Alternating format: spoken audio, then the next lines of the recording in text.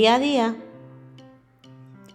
todos nos facemos moitas preguntas sobre unha morea de cousas.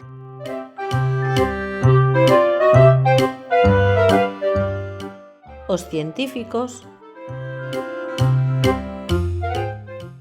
son as persoas que se adican a resolver todas esas dúbidas e preguntas.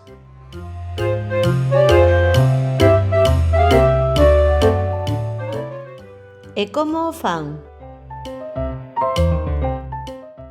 Pois usando o método científico.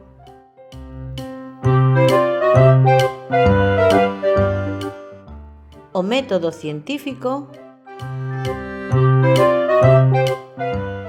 consiste nunha serie de pasos ordenados que nos permiten atopar respostas acertadas a esas preguntas que nos facemos.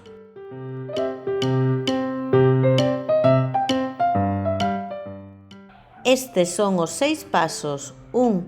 Facémonos unha pregunta. 2. Procuramos información. 3. Propoñemos unha resposta.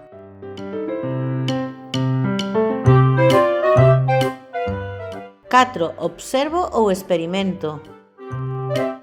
5. Analizamos e sacamos conclusións. 6. Difundimos os resultados.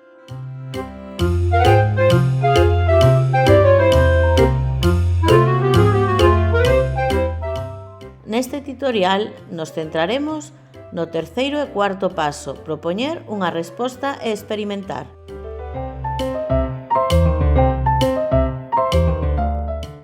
Facemos isto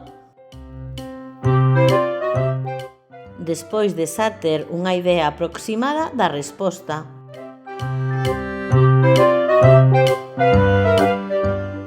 Mais estas respostas son chamadas no mundo científico hipóteses.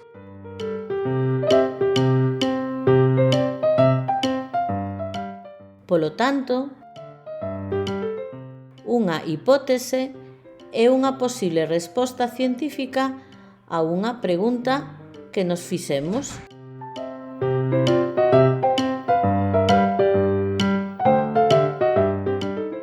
Unha hipótese pode resultar correcta ou incorrecta.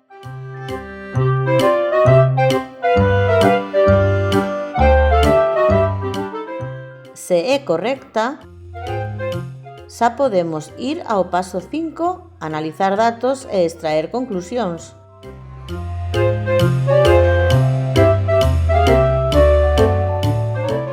Se non é correcta, temos que volver a empezar, formular unha nova hipótese e comprobala, así ata dar coa resposta correcta.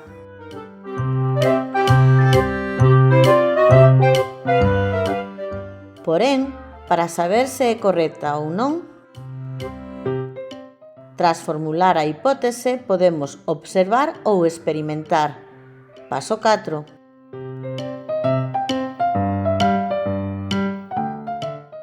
Neste tutorial explicaremos o paso 4 da experimentación. Un experimento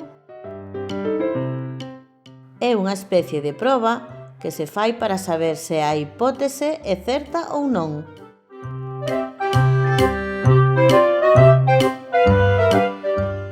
Os experimentos fanse nun lugar chamado laboratorio, con instrumentos moi precisos para poder facelos.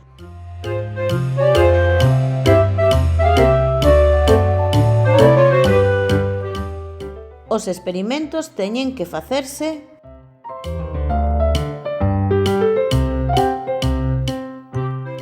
controlando algunhas condicións como a temperatura, a cantidade de substancias que engado.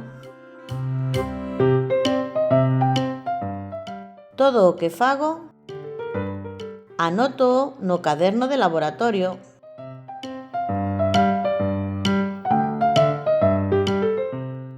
O caderno de laboratorio é,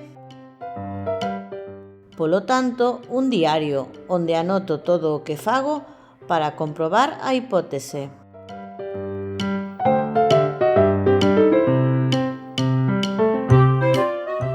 Nun laboratorio atopo estes aparellos: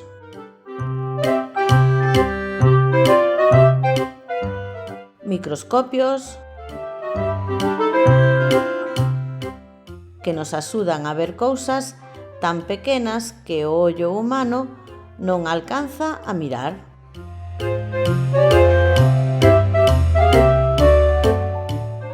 Vasos precipitados,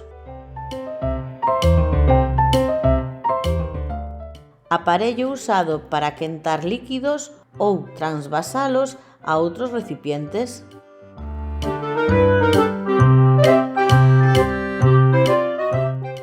Probeta,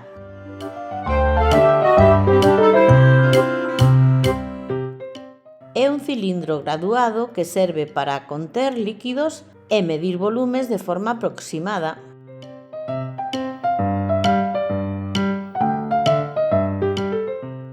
Pipeta. Unha pipeta é un aparello que é usado para medir a cantidade que hai dun líquido de forma moi precisa.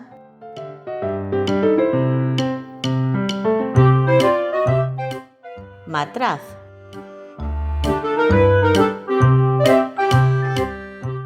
Teñen forma esférica e pescozo recto e estreito, que se usa para medir líquidos e mesturar sustancias químicas.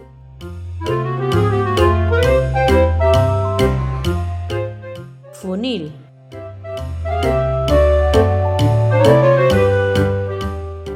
Un funil é un aparello ancho na parte superior e moi estreito e recto abaixo, que serve para verter líquidos en recipientes con boca moi estreita.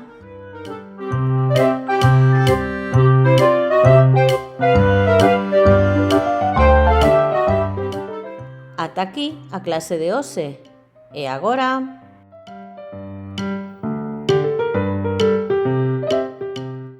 tócache.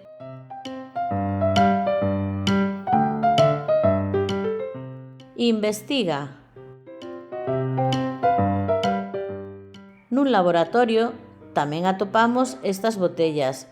Saberías dicirme como se chaman?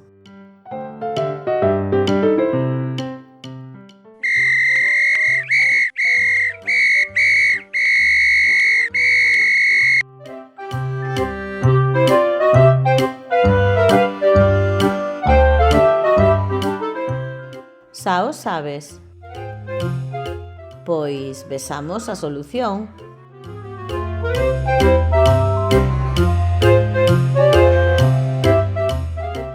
Está claro. Son botellas de reactivos, isto é, nela gárdanse produtos químicos que son perigosos e teñen que estar ben protexidos.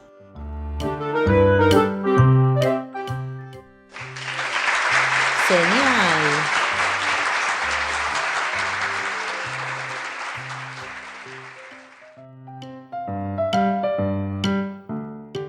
Máis contidos e fichas interactivas e imprimibles en profiaracelis.com. Graciñas!